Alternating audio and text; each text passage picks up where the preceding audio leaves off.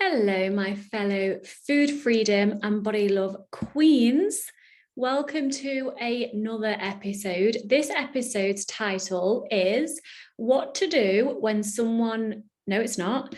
This episode title is What to Do When You Feel Jealous of Someone's Weight Loss.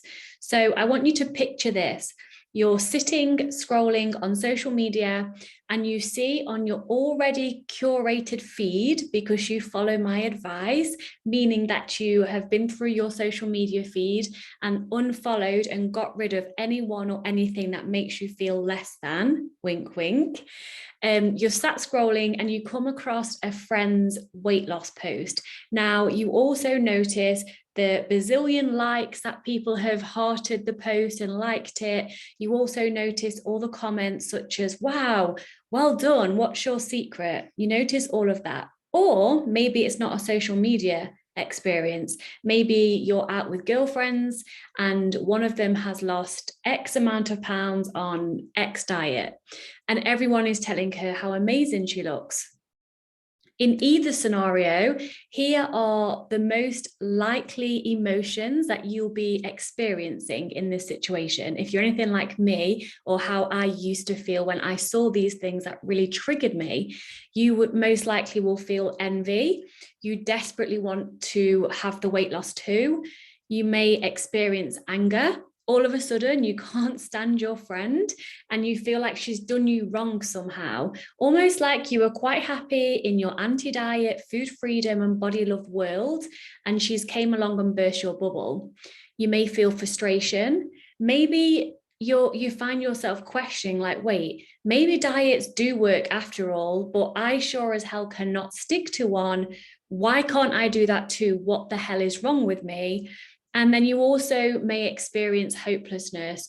You're sitting there feeling awful about yourself and the body that you're in since you've given up dieting. You thought that you were doing okay until now, and you wonder if you'll ever truly be happy because you can't stick to a diet no matter how hard you try.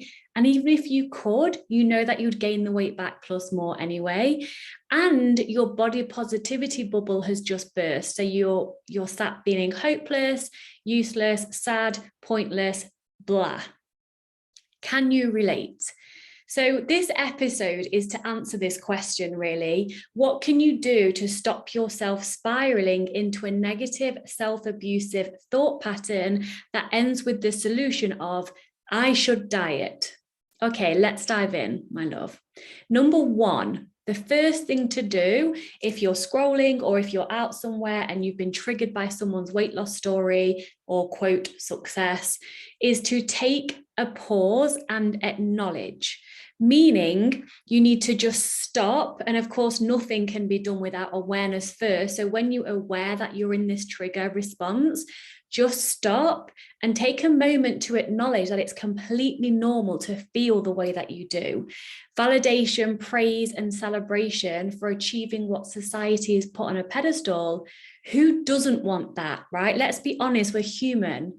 So my advice is to be kind and gentle with yourself, the same way that you would be kind and gentle to a small innocent child, or even a puppy if you're not a child person.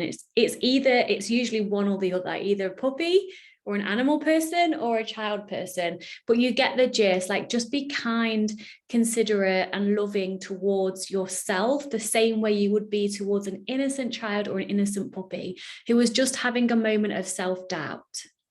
So number two is to differentiate between the ego and the true self. So the ego is a structure of the psyche that frames one's worldview. It is one's filter on the world, creating the reality that passes through. The ego is lacking love and so seeks it from outside sources. So any time you feel anything but love and peace and acceptance, you know that your ego is running the show, which is probably most of the time for most of us. And we're human, you know. having an ego is all part of the human experience. So it's not about getting rid of the ego or hating it or creating war with ourselves because we have one. It's just simply noticing and acknowledging when the ego is in control, because that's when you're not feeling love, peace, and acceptance. Then you can do something about that. So when you feel anything but love and peace and acceptance, as I was saying, you know that your ego is running the show, and the ego absolutely loves and is addicted to that ego boost. An ego boost is something such as praise or success that makes one feel better about oneself. So the high that we experience after we've lost weight and get celebrated for it, I'm sure you remember it well, is boosting and feeding the ego. The ego needs external validation to feel good about itself. But the problem with this is it's never enough. I'm sure you've experienced this in your own life. Like maybe you've lost weight in the past, or, I don't know, achieved a goal.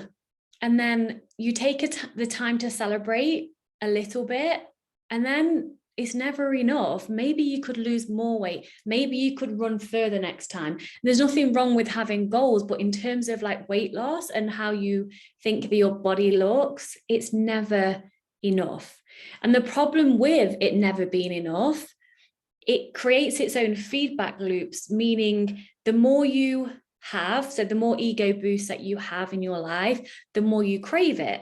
And then when you don't get it, the ego fears death, not actual physical death in human life, but the ego sees like not getting that ego boost as it's going to die basically. So therefore it's constantly searching for something else so it can attract some more external validation.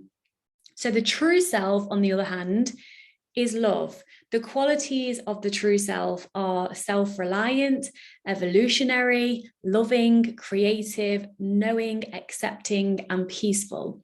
It's your ego who is responsible for the envy, the frustration, the anger, and the helplessness that you may experience when you see someone else's weight loss, quote, achievement. It's not your true self. And although knowing this doesn't magically make you feel fantastic, it can help you come back to what really matters. A great question to ask yourself when you notice that you're about to go down that rabbit hole is, if the world didn't celebrate weight loss, would it even matter? And I know that this is make-believe. And like I said, it's not going to magically fix everything, but it really does help you open your mind and to start peeling back the layers as to, wait a minute, why does this like weight loss mean so much to me? What am I making this mean about me as a person or about people in general? So simply asking yourself that question, if the world didn't celebrate weight loss, would it even matter? Right. And I get that most of the world does indeed celebrate weight loss, but that's only because it's intentionally being built this way for a reason.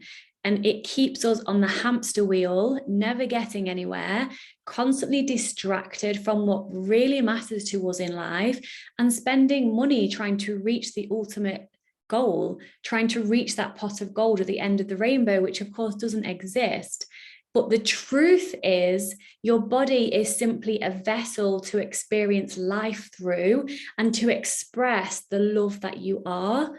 And yes, we can, of course, put effort into feeling good in our physical bodies, but focusing on feeling good and being healthy is different than focusing purely on weight loss to look a certain way or to be accepted in society.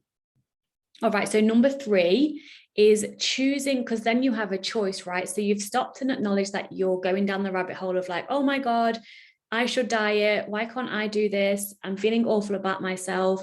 You've realized that it's normal to feel that way. And then the second one was to differentiate between, okay, wait, I'm feeling this way because of the way my ego works, but actually my true self doesn't really care about that. The third thing is, and this is the most important one after awareness, because of course we can change nothing without awareness, is number 3, choose between a short-term high or a long-lasting fulfillment. So you get to choose between, number one, taking harmful action, such as dieting, so that you can attempt to achieve weight loss success and then feel that short-term high.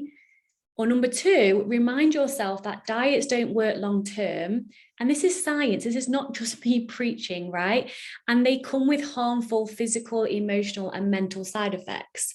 And you can choose long-lasting fulfillment by continuing your journey to food freedom and body love.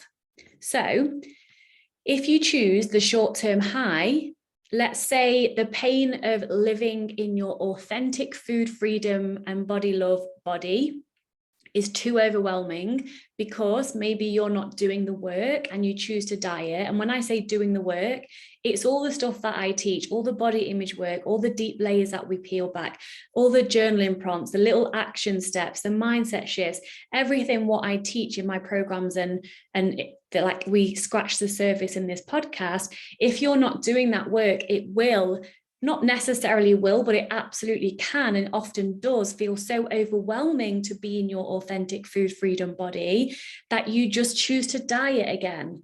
But you tell yourself it's one last time. You're going to diet and then you're going to live in the food freedom and intuitive eating world, right? I get it. I've been there countless times. So let's say you choose the short-term high.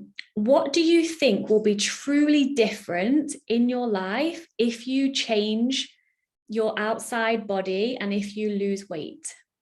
If you manage to lose weight, so don't forget, like we're forgetting no matter what reasoning we have for wanting to lose weight, we're forgetting the fact that it's very, very hard to achieve weight loss and even harder to maintain it. So let's just play make-believe and say that you manage to lose the weight and therefore deal with all of the side effects, such as slowing down your metabolic rate and having less energy, being hungry all the time, obsession with food, body obsession, food anxiety, just to name a few of the side effects of dieting. You're still going to be you. You're still going to be you with all of your life problems and everything that you like and enjoy in your life and everything that you don't. But what weight loss does is it promises that your whole life will be incredible and everything that you've ever wanted will just fall into place. But that's not true. And believe it or not, you can be incredibly fulfilled regardless of what you weigh. And if you're living the short-term highs, you'll constantly be on the pendulum of life. It's physics.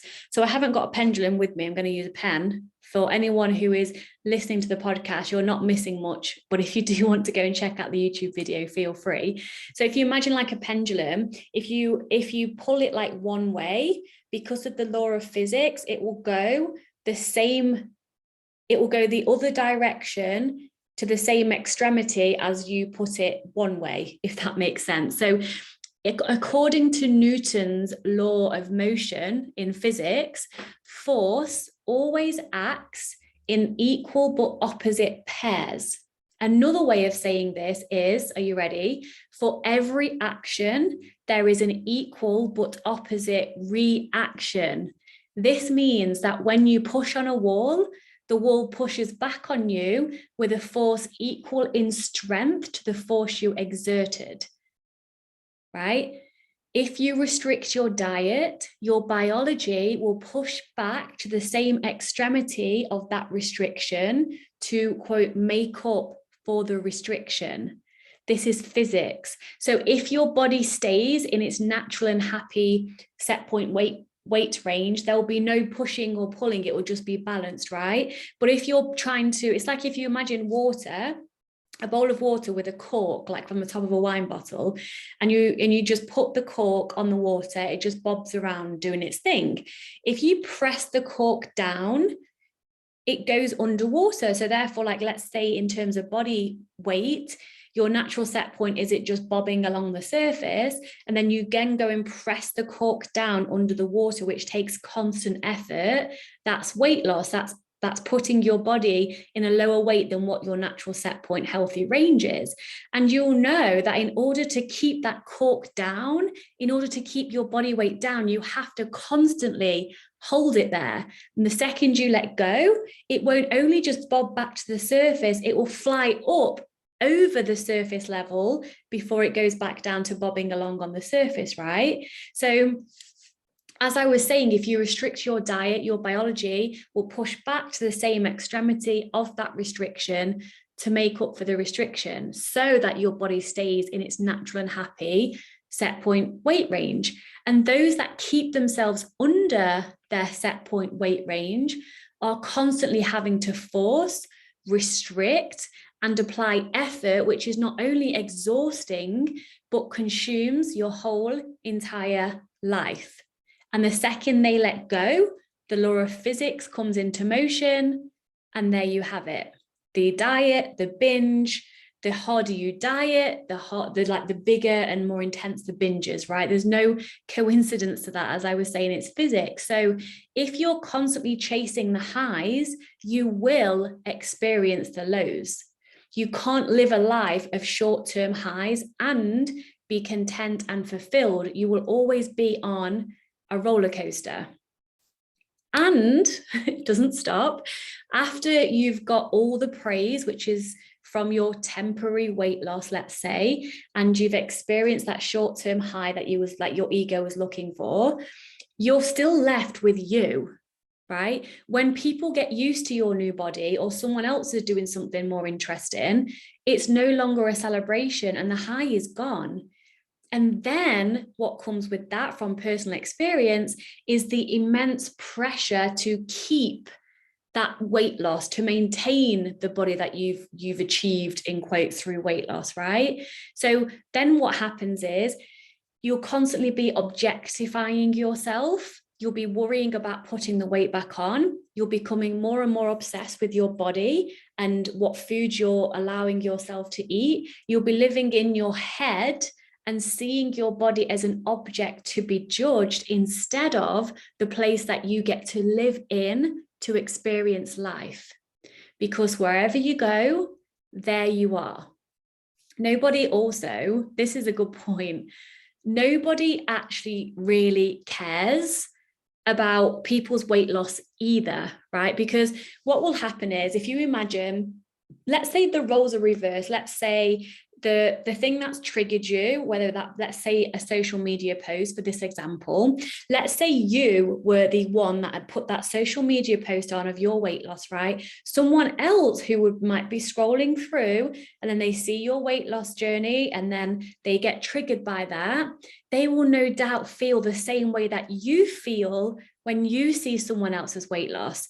It's all about them and how they feel, just as it's all about you and how you feel when you're triggered. So all that's happening here is they're simply mirroring back to you in terms of, like, you see the weight loss, they're mirroring back to you what you think that you want and you currently don't have because of the conditioning and brainwashing from society that thinner is better on all counts. So actually, to try and make sense of that, it's nothing. Oh, sorry, I've got like a insect on my leg. It's not okay. Anyway, I'm back. It's nothing to do with you if you're the one with the weight loss, or it's nothing to do with them if you're the one seeing someone's weight loss, quote, success and getting triggered, because it has everything to do with us. Like, we're all self-centered no matter what, because everything is about us. So no one really cares anyway, right? And I just want to also clarify that you're not wrong or bad for wanting to lose weight.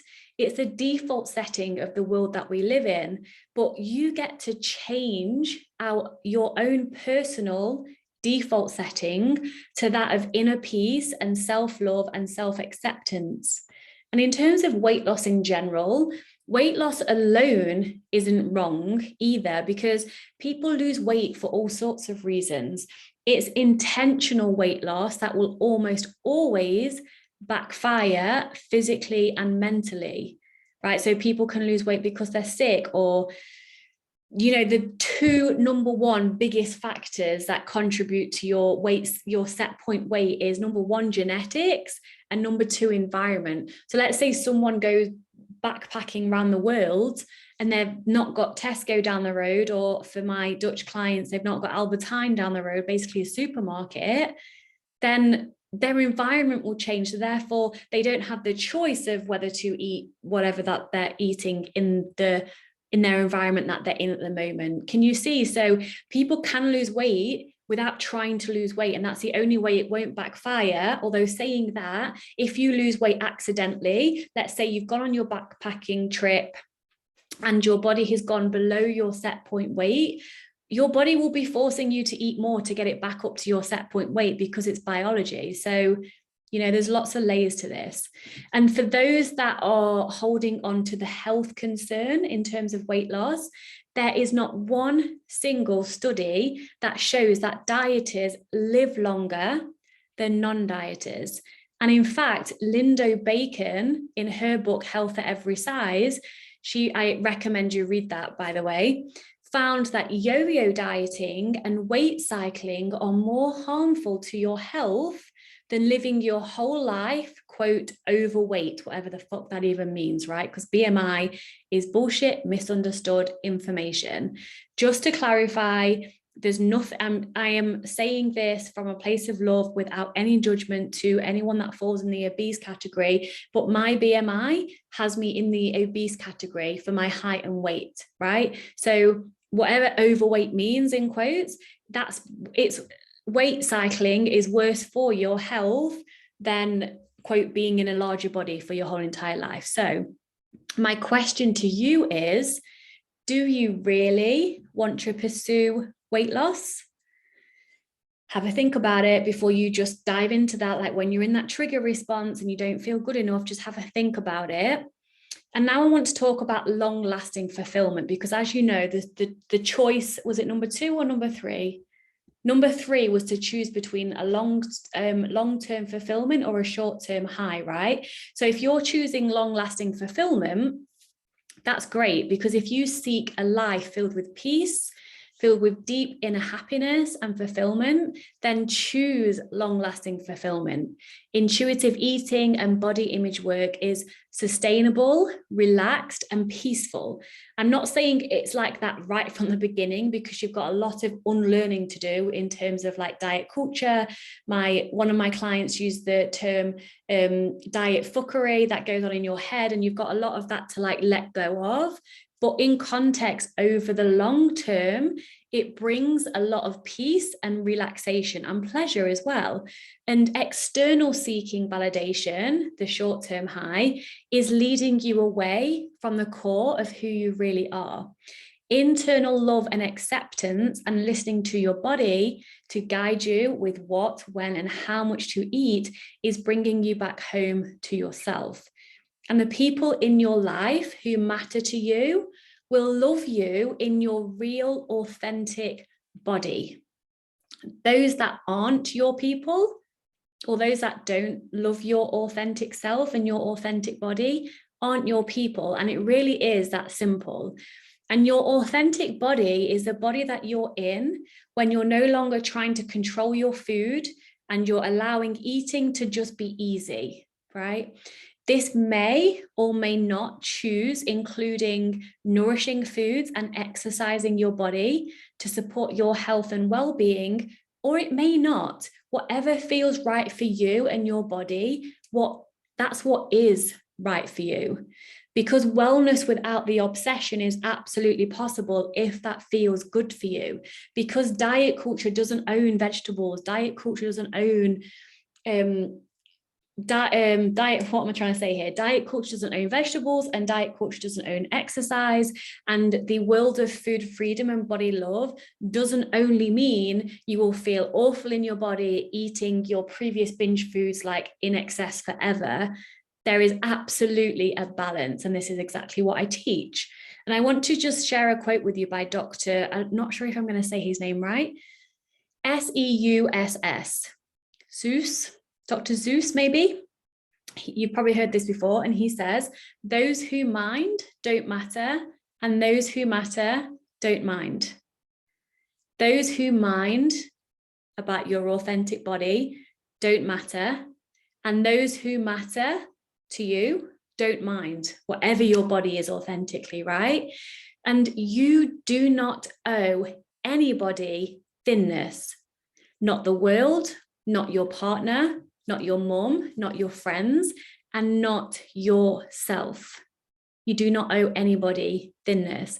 And I choose a truly deep connection to myself and others over short-term attention. And I invite you to keep choosing the same over and over again.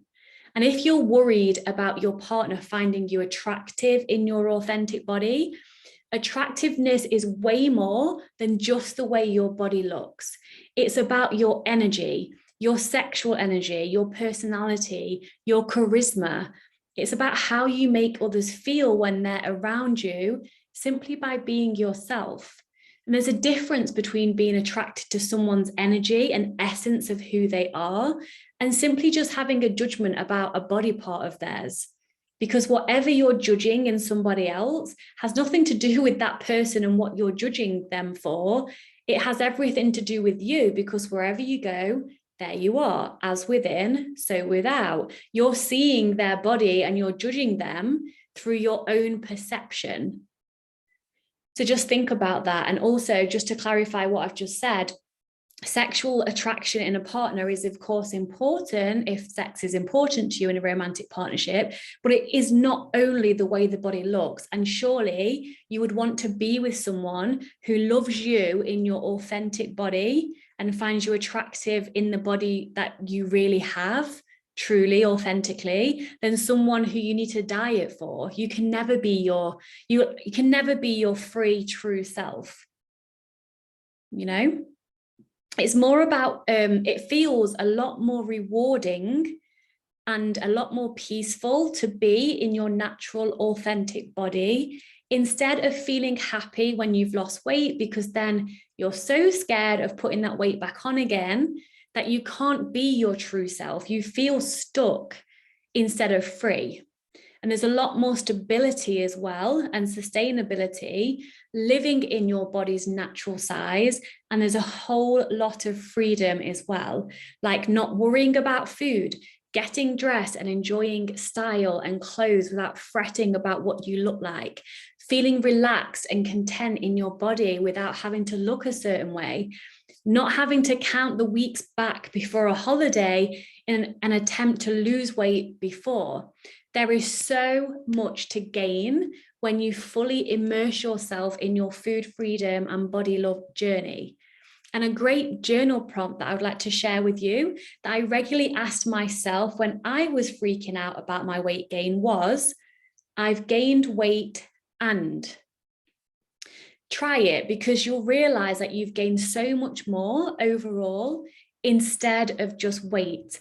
And you'll have lost things such as food obsessions, constant hunger, saying no to food when you really want to say yes, obsessive body checking. The list is endless. One example of I've gained weight and I no longer binge eat. Another example, I've gained weight and my weight now is stable. Just feel free to share what comes up for you. And if you're struggling, reach out to me and I can help you with this exercise. And also choosing a life with long-term fulfillment over a short-term high. You'll also get to discover yourself and you'll get to discover what really matters to you. So a few more journal prompts or questions for you is, what are your values in life? Who would you be if you wasn't constantly thinking about your body and food? What would you do with the time?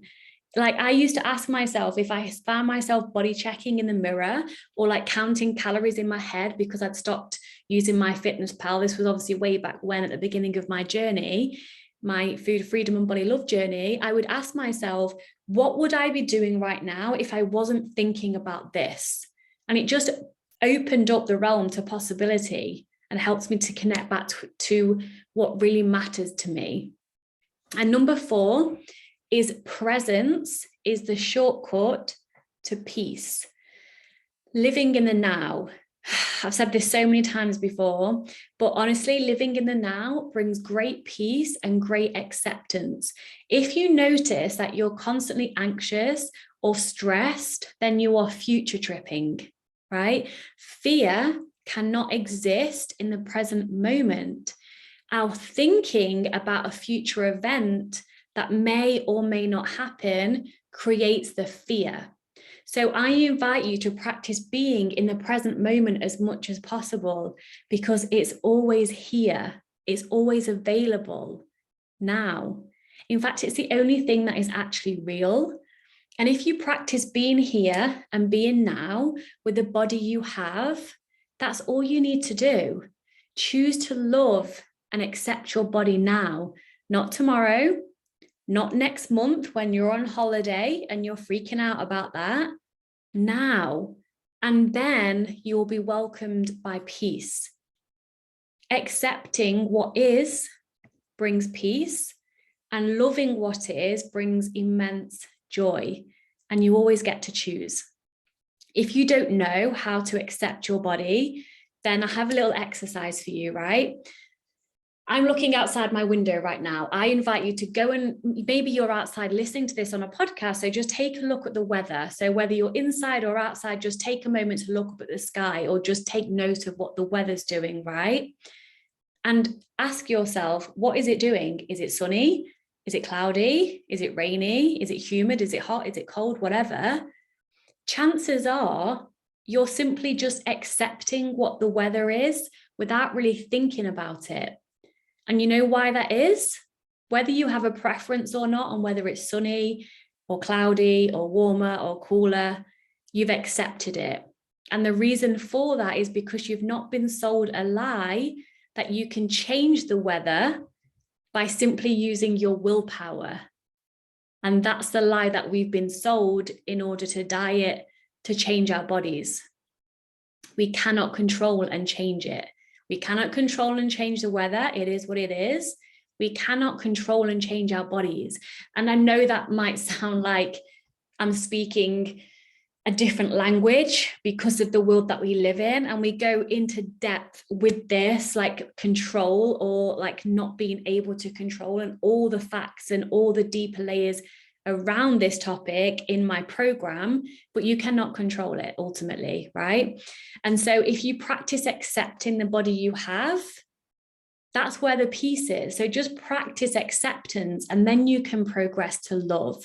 And again, to practice this, use the weather as your teacher. You look outside, it's raining today. Okay, would prefer it if it was sunny, but it's raining and it is what it is. So you can choose to fight the fact that it's raining, which is only going to cause you suffering, and it's not going to change anything apart from you'll be less happy. Or you can simply be like, okay, it's raining, and then take an umbrella and just accept it. And you can go one step further and then think of all the things that you appreciate about the rain. The fact that you used to jump in puddles when you were younger with your brother or sister, or the fact it waters the plants, the fact that we need water to actually survive, all of those things. You can do this with your body. It starts with acceptance and then gratitude, and then you can progress to love. So the summary from what I've just shared with you is, when you notice a trigger, when you see someone's weight loss and then all the things are happening, all the feelings are going down, and you're basically wanting to diet, I get it. Just notice first and allow your feelings to be there. Feel your feelings, make space for them without trying to shove them down, and don't judge yourself. Just notice and send yourself compassion. Be gentle with yourself and remind yourself this too shall pass, because it always does. You know, life is all about polarity and impermanence. That's just the way life is. So remind yourself that. And also remind yourself of what's truly important to you, a short-term high or long-term fulfillment, and you get to choose. And then be present. When you're truly present, only peace can exist. And the last thing is to connect to gratitude. And you really have got this, sweetheart, right? The more you show up for yourself and do this work, the more you'll become less and less triggered when you see someone's weight loss success. And I'm here for you if you need me. And I've been through this myself and experienced this myself. And all honesty, when I come across either something on my feed that for some reason is still there because I've curated my feed, although I do follow a few fitness coaches, and of course the before and after photos are on there, which I used to get triggered by. It does nothing to me anymore. I just see it. And if anything, I kind of, without patronizing, I feel a bit sorry for that message. I feel a bit sorry for that person, and I just send them love. So I promise you it gets easier. It absolutely does. And if you would like support on your journey to food freedom and body love, if you would like support having a healthy, happy and vibrant feeling of being in your body, as well as living in food freedom, which is completely possible, I'm your girl. So reach out to me. I love you. What else did I want to say? Oh yes, if you haven't already, on my website, there's a free taste test, like the wording there, where you can actually taste test my paid program, the Body Love Binge, for free. The first 3 modules, I believe it is, and there's a ton of valuable content in there. So go and check that out if you haven't already. And some exciting news, maybe I should have said this at the beginning of the podcast, but either way, here we are. I've just actually tweaked the way my group coaching works. So if you look on my website, my group coaching now is called the Body Love Buffet. Don't you just love the play on words? The Body Love Buffet, and it includes my online Body Love Binge program, which takes about 4 months to go through. There's so much content in there. It's everything you need to live in food freedom and body love. There's a private support group that's away from social media purposely, and you're connected and supported by other women that are going through the same journey as you. I'm in there regularly and at least weekly to support you, to guide you, to answer any questions, to give you extra resources. And then we have a monthly private podcast that are for the Body Love Buffet ears only, and that you get a chance to ask me any questions and I will answer you directly. I get to know each and every one of you who is in the group.